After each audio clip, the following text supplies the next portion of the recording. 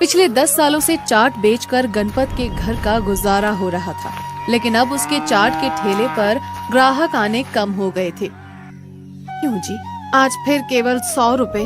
भला ऐसे घर का खर्चा कैसे चलेगा? भाग्यवान, अब बाजार में एक से बढ़कर एक खाने की चीजें मिलने लगी हैं।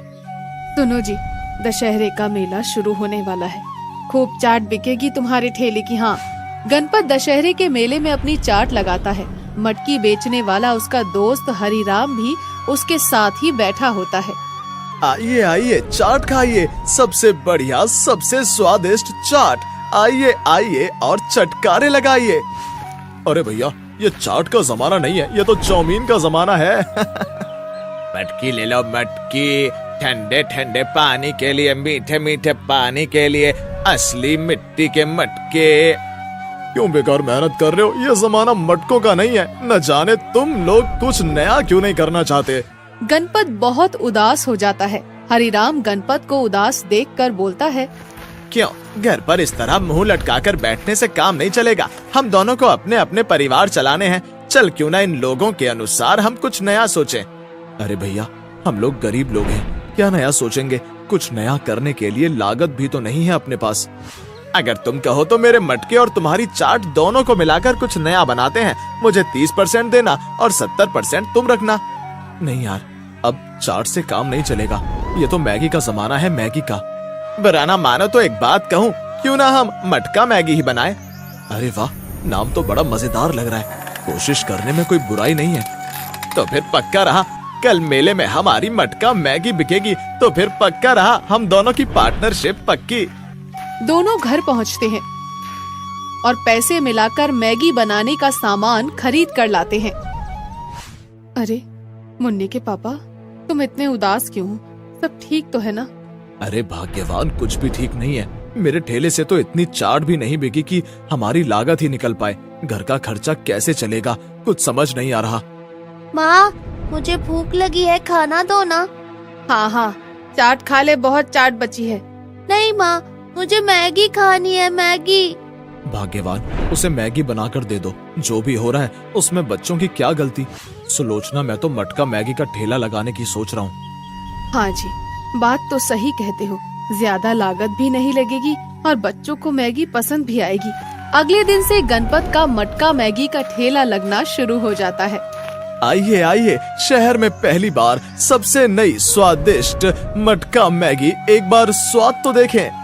असली मिट्टी की सौंधी सुगंध, उसमें मैगी की उठती तरंग। आइए आइए, खाइए एक बार मटका मैगी का लुत्फ उठाइए। मटका मैगी के नाम से गणपत के ठेले पर भीड़ लगने लगती है और देखते ही देखते मटके की पूरी मैगी बिक जाती है। गणपत बहुत खुश होता है और घर पहुंचता है। अरे सुलोचना, भगवान ने हमारी सुन ली। आज तो पूरी मैगी बिक गई। आज तो कुछ भी नहीं बचा है बर्तनों में। कहाँ है मेरी बेटी मुन्नी? ये उसी का दिया हुआ आइडिया है। लक्ष्मी है वो तो।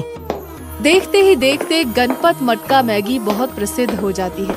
यहाँ तक कि शादी विवाह या छोटे मोटे फंक्शन में भी मटका मैगी के बिना लोगों को मजा ही नहीं आता था। हरिराम बुरी तरह से जल गया और सोचने लगा, ये तो बड़ा अन्याय है। इस गणपत को मैंने ही मटका मैगी बनाने के लिए मटका दिया, पर अब ये गांव का अनपढ़ लाखों कमा रहा है और मैं केवल 30%। अगर मेरी सब्जी की दुकान भी ना होती तो देखो, मर जाता मैं।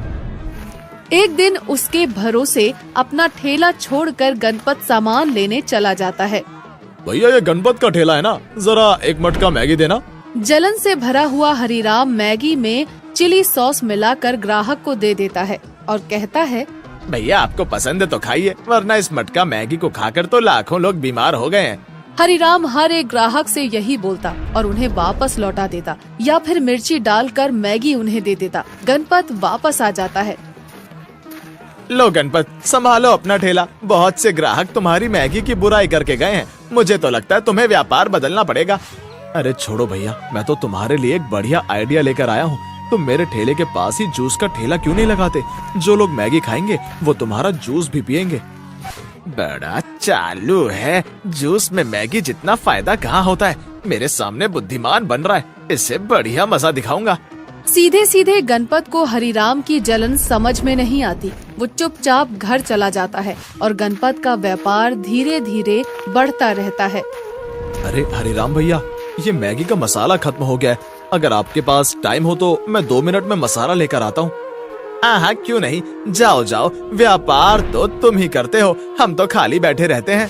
गणपत के जाते ही मौका देखकर हरिराम गणपत के मैगी के मटके में जुलाब की गोलियां डाल देता है और तभी ग्राहक आते हैं। मटका मैगी वाले भैया, जरा एक मटका मैगी तो बनाना और 4 पैक कर देना। मेरे घर बेटे की बर्थडे पार्टी है, मुझे 50 प्लेट मटका मैगी चाहिए। तभी गणपत वापस आ जाता है। क्यों नहीं, आप बस घर पहुँचिए, बस मैं आधे घंटे में आपका ऑर्डर पहुँचाता हूँ। अब पता चलेगा जब सबके पेट खराब होंगे ना, तो तुम्हारा मटका, तुम्हारा ठेला ही बंद हो जाएगा। हरिराम चुपचाप वहाँ से चला जाता है। कुछ ही देर में हरिराम का बेटा सुभाष वहाँ आता है। सुभाष बेटा, आज पार्टी मेरी तरफ से, काफी थक गया हूँ, आज मैं घर जाऊंगा, ये बची हुई मैगी पैक कर देता हूँ। गणपत मटके में बची मैगी हरिराम के परिवार के लिए पैक करके दे देता है। तभी वहाँ वो ग्राहक आ जाता है जो मैगी परिवार के लिए पैक करवा कर ले गया था और उसके साथ पुलिस भी वहाँ आ जाती है। तुमने मैगी में क्या मिलाया था? मैगी को खाकर इनके बच्चों की तबीयत बुरी तरीके से खराब हो गई है, वो लगातार दस्त कर रहे हैं। न जाने क्या गलती हो गई है बाबू, ये तो मेरी रोजी रोटी है, भला मैं इसमें कुछ क्या मिलाऊंगा? मुझे कोई अपने ग्राहकों को खत्म थोड़ी करना है। इन सब बातों से काम नहीं चलेगा, जेल तो तुम्हें जाना ही होगा। हरिराम का नौकर और गणपत चाचा हरिराम बाबू ने मैगी में जुलाब की गोलियां मिलाई थी। नहीं, उन्होंने कुछ नहीं किया, वो तो बड़े ही भले आदमी हैं। जो भी हुआ होगा मेरी गलती से हुआ होगा, मैं जेल जाने को तैयार हूँ। गणपत पुलिस वाले के साथ स्टेशन जाता है, जहाँ उसे जेल में बंद कर दिया जाता है और उसके साथ मारपीट की जाती है। चाचा, अम्मा, दादी, सब लोग आओ, आज तुम्हारी पसंद की चीज लेकर आया हूँ, सब लोग मिलकर खाएंगे। गणपत चाचा ने जी भर के पास किया है। अरे बड़े दिल का आदमी है। सुभाष की माँ सबको मटका मैगी निकाल कर देती है। मैगी खाने के बाद सब आराम से बैठकर हंसी मजाक कर रहे होते हैं कि हरिराम भी वहाँ आ जाता है। अरे सुभाष की माँ, जल्दी से कुछ खाने को दो, भूख से दम निकला जा रहा है। सुभाष की माँ हरिराम को मैगी पकड़ा देती है और हरिराम जल्दी जल्दी मैगी खाने लगता है। तभी हरिराम की माँ जोर से चिल्लाती है, अरे दैया, मेरे पेट में बहुत दर्द हो रहा है।